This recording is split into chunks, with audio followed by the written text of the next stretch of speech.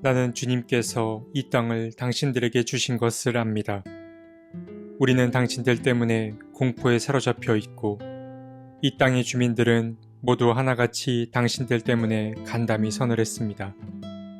당신들이 이집트에서 나올 때에 주님께서 당신들 앞에서 어떻게 홍해의 물을 마르게 하셨으며 또 당신들이 요단강 동쪽에 있는 아모리 사람의 두 왕 시혼과 옥을 어떻게 전멸시켜서 희생제물로 바쳤는가 하는 소식을 우리가 들었기 때문입니다. 우리는 그 말을 듣고 간담이 선을 했고 당신들 때문에 정신을 잃고 말았습니다.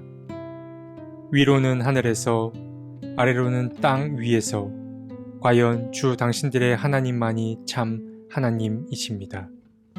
여호수아 2장 9절에서 11절 말씀.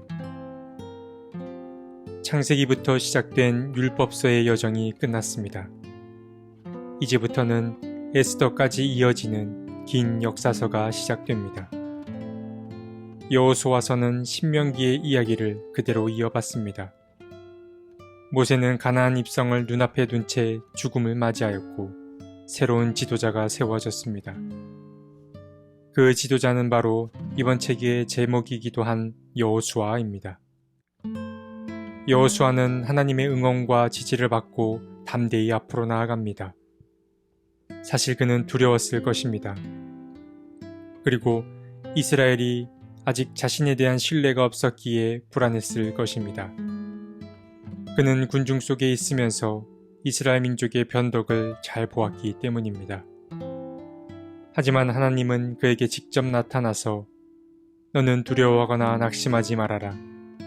내가 어디로 가든지 너의 주 나 하나님이 함께 있겠다 라고 응원해 주셨습니다. 그렇게 여호수아는 하나님이 약속하신 약속의 땅을 목전에 둔 채 조금은 떨리고 긴장된 마음으로 한 걸음 내디뎠습니다. 여호수아 2장의 말씀은 가나안 입성에 앞서 정탐꾼을 보낸 이야기를 들려줍니다. 여호수아는 하나님의 응원을 받아서 어깨를 으쓱할 수도 있었지만 그렇다고 무대포의 인물은 아니었습니다. 그는 가나안의 상황을 살펴보기 위해 2명의 정탐꾼을 여리고로 보냈습니다. 여리고는 가나안 땅으로 들어가는 길목에 위치한 어떤 요충지 같은 곳이었습니다. 두 정탐꾼은 여리고로 들어가 가장 먼저 기생 라합의 집으로 들어갔습니다. 당시 기생의 집은 낯선 이들의 공공연히 드나들 수 있는 집이라고 할 수 있는데 그들이 기생의 집으로 들어간 이유는 낯선 사람이라 할지라도 그곳에서는 티가 나거나 별로 두드러지지 않기 때문입니다. 그러나 두 정탐꾼은 몹시 조심했음에도 여리고 성읍 사람들의 모든 눈을 피할 수는 없었습니다. 정탐꾼들이 라합의 집으로 들어간 것을 본 어떤 사람이 여리고 왕에게 이 사실을 전했습니다. 여리고 왕은 즉시 라합의 집으로 사람들을 보내어 그를 잡아오라고 명했습니다.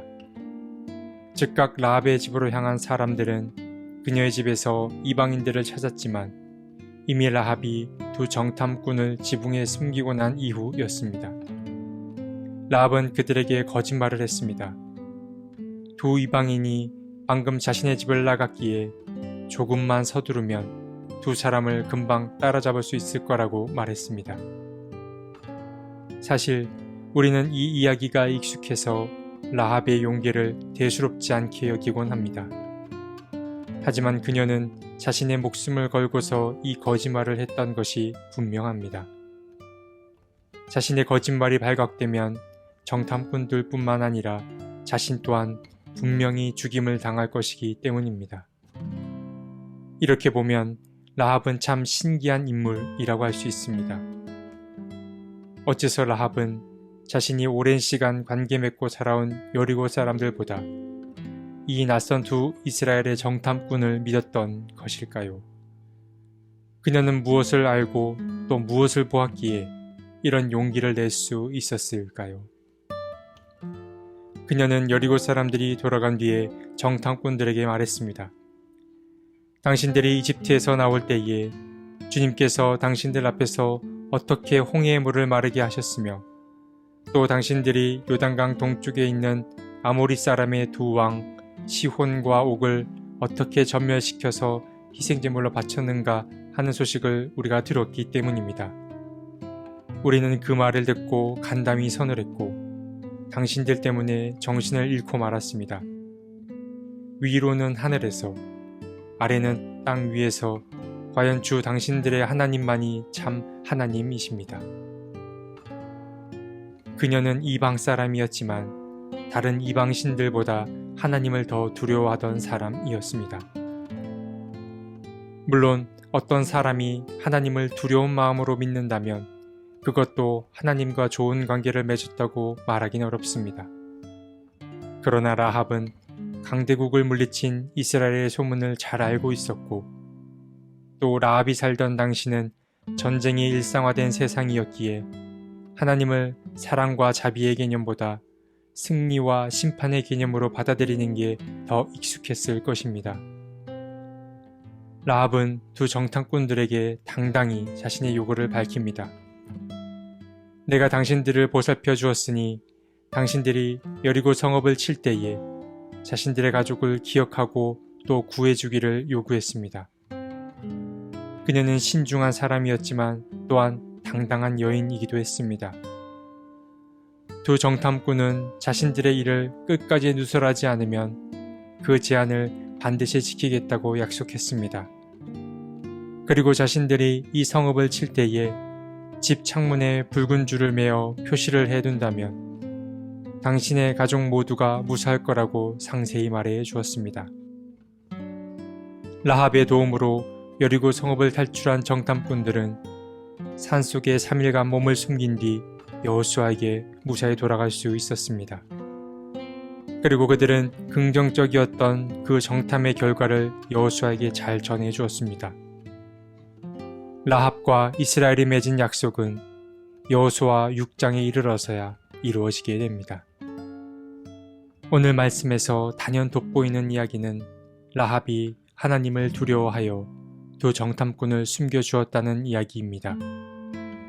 물론 그녀는 두려운 마음에 정탐꾼들을 숨겨주었다고 볼 수 있습니다. 그러나 서로 뺏고 뺏기는 치열한 생존의 시대에 하나님을 두려운 마음으로 믿는다는 것은 그리 잘못된 믿음은 아니라고 볼 수 있습니다. 그녀는 자신의 시대에 맞게 하나님을 믿고 그 믿음대로 행동했습니다. 사실 여리고 성읍에는 그녀 말고도 많은 사람이 이스라엘의 하나님에 대한 소문을 들어서 알고 있었을 것입니다. 그러나 다른 사람들은 그저 듣는 것에 그친 것과는 달리 그녀는 그 들음을 자신의 믿음으로까지 가져왔습니다. 희생이라는 직업은 주위 사람들로부터 불편한 시선을 많이 받던 직업이었을 것입니다. 그러나 라합은 삶의 밑바닥을 경험한 자로서 다른 이들이 보지 못한 것들을 또한 보아낼 줄 아는 사람이었습니다. 우리가 무슨 일을 하건 또 우리가 어느 곳에 있던 간에 마땅히 보아야 할 것들을 보는 자들이 되었으면 좋겠습니다. 많은 사람이 간다고 하여 꼭 옳은 길도 아니고 또 모두가 선택한 길이라고 하여 꼭 성공한 길도 아닙니다. 하나님이 말씀을 통해 우리에게 보여주는 세상은 어떤 세상인지 그리고 우리에게 기대하는 삶은 어떤 삶인지 조금은 두려운 마음으로 돌아보셨으면 좋겠습니다. 하나님은 나 홀로 만족하는 세상을 기뻐하지 않으십니다. 오늘 하루도 너와 내가 함께 웃을 수 있는 세상을 위해 한 발자국 더 나아가는 저와 여러분이 되었으면 좋겠습니다. 하나님, 우리의 닫힌 눈을 열어 주십시오. 그래서 보아야 할 것들을 마땅히 볼 수 있게 도와주십시오. 우리가 지나친 욕심에 사로잡혀 있다면 욕심을 내려놓게 도와주시고 조금은 두려운 마음으로 삶의 방향을 조정해 나갈 수 있게 해 주십시오. 아멘.